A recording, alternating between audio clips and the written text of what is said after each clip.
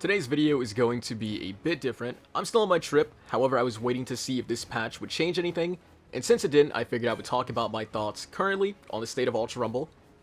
This is going to be about Kendo's perk, other tunings, gold currency, crossplay, and more. Just kind of a broad talk about all things Ultra Rumble right now. And with that being said, I guess we should begin with probably one of the most discussed tuning perks in the game, Kendo's perk. Now that if you don't know what Kendo's perk does, it grants you a 50% defense increase upon meleeing your opponent, and this lasts for up to 30 seconds at level 11, I believe. So typically, at level 9, Assault Deku's alpha should be hitting for 80 damage a shot. However, if we go ahead and just melee him like so, and then he shoots us, he's now doing 40. He's doing half the total damage he normally would do, and again, this is lasting for 30 seconds. You can refresh it as well. If I melee him again, we get a refresh. We melee this person over here, we get a refresh. We can make this perk last basically indefinitely if we can keep getting melees.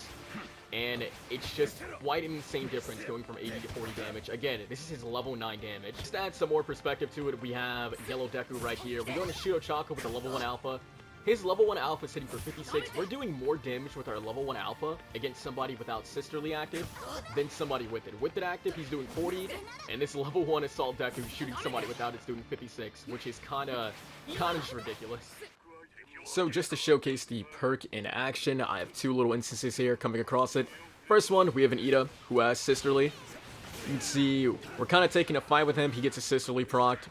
We're going to land some attacks. Our alpha's low level, but even still, he procs Sisterly on me. And we land some hits. Again, we're low level and everything, but still, this type of damage, even for level 2, is kind of insane. We're hitting for 16. That beta right there only hitting for 60. It's supposed to be hitting for like 120. And it makes this fight take way longer, and it lets this Ida make way more mistakes than he probably should be allowed to make. We end up chasing him down. Hit him with a level 2 alpha. His perk's still active, by the way. We're still hitting him for basically negative damage, but luckily he was just low enough to kind of close this out. And we very quickly got him out the lobby. And then we have a Deku as well, an Assault Deku, I believe, who also had this perk active. Kind of caught him lacking a little bit. Again, it's active. Hit him for 60 damage, again with a move that's supposed to be hitting for 120. And then our level 8 alpha is just doing very low damage. I was hitting the down person right there, but we hit him again with the beta. Looks like he might also have had Revenge Assault as well on top of that for even more defense increase. But we hit him there. We're hitting for 17. My level 9 alpha is doing 17 and 26 damage. And again, it just allows him to make a lot of mistakes. He gets hit a bunch, and he gets to continue living. Right here, his Sisterly runs out, so his luck ran out as well. And we took him out very quickly, but with that perk active, I really think it really enables a lot of mistakes to be made. The main issues with this perk, I think, is most definitely just the reduction. 50% is quite a lot, but also, again, the fact that you can just kind of apply it over and over, whether you're hitting a person who's up, or whether you're hitting a down person over and over, just to kind of keep reapplying it. And also the fact that a lot of characters can go into their melees very easily. Overall here, you can do Gamma, Melee, Gamma, to kind of easily get it going. You have characters such as Ida, for example, is another very popular character who uses this perk. You can do Alpha Alpha Melee, or just do his Air Melee as well. And this move has some good tracking, so you can very easily apply it. Other characters, you have Hawks with this melee. You have Proppy, for example, is another character with not too bad of an air melee as well that she can go into. And then, obviously, we have, like, Twice, for example, who can very easily just go into a Gamma, into a melee, and just kind of keep reapplying it on people as well, which is kind of crazy. So some changes I've seen people suggest is make it kind of work like Transblow. Shinso's perk, where you can't just reapply it over and over and over, and it goes on cooldown. They can also make it so it lasts for less amount of time. Again, at level 11, it's lasting for 30 seconds, I believe, which is an insane amount. Or they could just reduce how much of a defense increase you get, because 50%, it makes you a juggernaut. It really does. It lets you just be very, very aggressive, and you don't have to worry about too much because you're not taking that much damage. But yeah, definitely, I just wanted to really talk about this. They had a tournament not too long ago, and a lot of the players were using it, and it's also just been picking up a lot as well. More and more people are realizing just how strong and useful this perk is, and in its current state, I can't say it's very, very healthy for the game.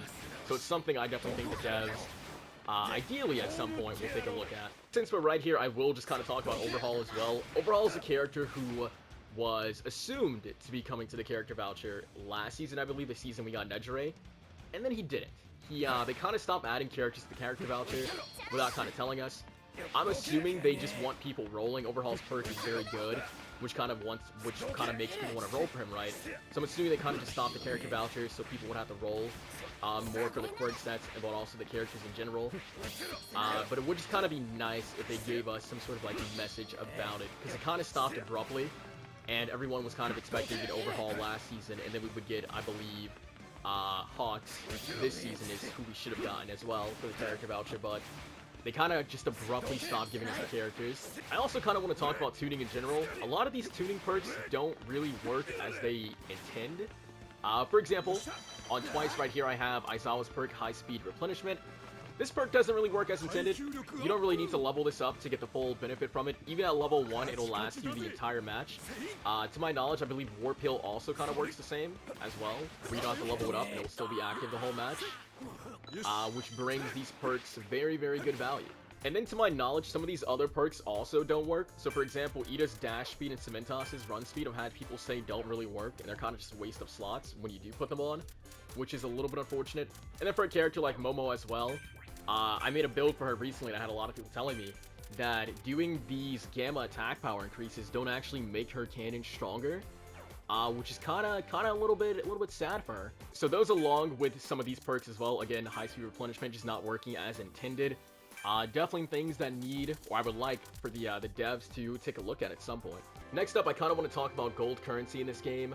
By now, at this point, if you played this game for a long period of time, you probably have a lot of gold saved up. I myself almost have 5 million saved up, and it's more or less just collecting dust. I kind of wish we can use our gold for a lot more stuff in this game. In particular, I wish we can use our gold for hero souls. You know, maybe let us convert gold to hero souls so we can buy the stuff. Or outright, let us buy some of this stuff for gold, or with gold, I should say.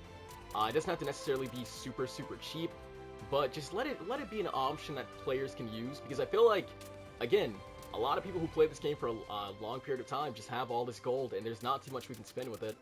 I mean, looking at this, I can buy these 3 things with gold for the gallery.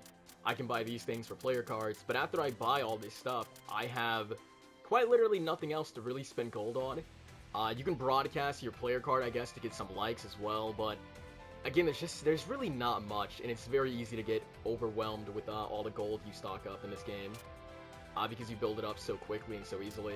So I think it would just be nice from a player perspective to let us use our gold for some of this stuff over here, whether it's just converting it to hero souls or letting us just outright buy this stuff. Again, doesn't have to be cheap, could be really expensive if they really want to, that way people keep on rolling as well for this stuff, but just giving an extra option to players, I feel like would be a really nice change on their part. I kind of also wanted to speak on game modes for this game. As of now, we have had the same 3 game modes since Season 5 when Mirio came out, being Unranked and Ranked Trios and Unranked Solos. There's been a new mode leaked ever since for what feels like forever ago. That would be great to see brought into this game, but at this point, I kind of just wouldn't mind duos being reintroduced, just to add a change of pace in the game modes, because as of now, solos is kind of dead to me. There's a lot of teaming in solos. I haven't actually played since Crossplay got added. Maybe the teaming in solos has gone down a little bit, but solos, it just hasn't been like too fun overall for me. So I wouldn't mind a new game mode or duos just coming back and either joining solos or just replacing solos. Previously, I think they just didn't want to add too many game modes because the community wasn't big enough to withstand that. We would spread the player base across 4 modes, which isn't really all that good. But with Crossplay, maybe they can add a 4th mode, and it wouldn't hurt anybody. Worst case scenario, they would have to just replace solos with one of these new modes. Again, either duos or a new game mode overall, which I personally would not be opposed to. I know there's some people who swear by solos and really want solos / a ranked solo mode to be added, but I kind of want some more game modes. I kind of think the game really could benefit greatly from some sort of new game mode to just kind of keep things fresh a little bit.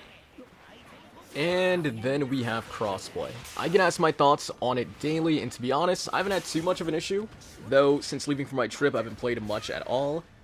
Cheaters are out there. I've already encountered a handful of them, though it does seem like most people that do use any sort of cheats or mods or anything, I've only encountered them in ranked. I've not encountered any sort of cheating in unranked while playing this game. So besides that, it's been a relatively normal experience for me. I'm really curious to know how all of you are feeling on this. I've already seen many of you say you've turned off Crossplay. I know for Switch users especially, the hardware difference makes it feel a little bit rough playing with Crossplay on. And then obviously a lot of people who play on console, PS4 or PS5, Xbox, They just don't want to deal with mouse and keyboard users, which is also very, very fair. And then there's the biggest thing of all, this game's gacha system. This is the most important element to this game, and I wish it was more consumer-friendly like other gacha games. The main thing I'd love to see is pity being able to be transferred from banners, because right now, if you can't get to 2k pity before a banner ends and you don't get that character that you're rolling for, it kind of just feels like a massive waste, since now you're further away from pity on a future banner.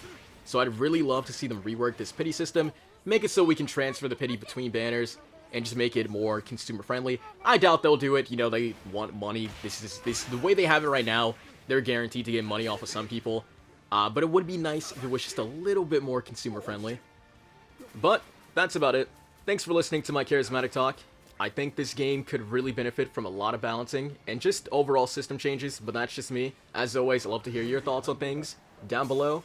And I really do hope you enjoyed this video. If you did, give it a like, subscribe, and I'll catch you in the next one. Later.